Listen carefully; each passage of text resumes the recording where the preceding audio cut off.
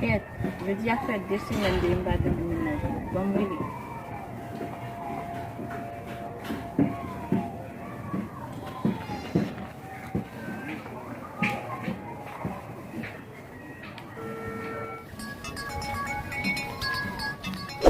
Ket men, dat man se va rele.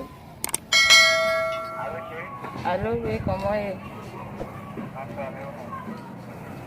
Indian, ou pa anke tok mwen encore? Dat mwen pa jam wè ou. Pa tan ba rien pou vous chéri. Se fek nou di mbal chache pou mwen kontrola, se nan ou la mer, nan nou jen ansam. Men dako, mache nou nan ou tan ap jen. E mi ok. D'accord.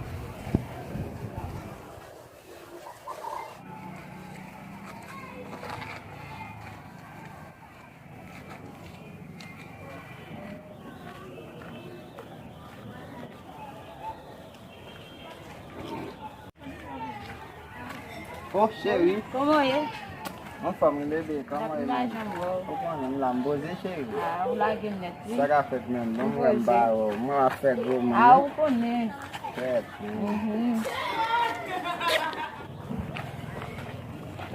Gâté, ça moi là, c'est pas une jeune qui a bien passé comme ça. Ah, on va le gâter ça. Yo, c'est pas au même ça que ça saute les bobas maladies qu'on a vu ça.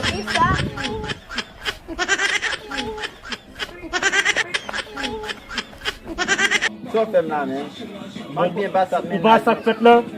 Yo, mwen mache si fem nan. Yo, je l'avais compris. À qui mon yo, men.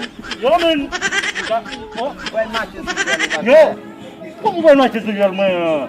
Ou comment les gars? Nou mbaga bi a pasi men. Quel nou wèl pase sou fiel kou wè.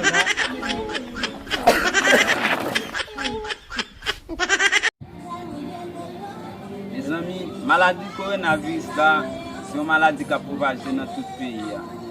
Pas négliger la vie, suivre le conseil d'hygiène, je recommande de vous faire là.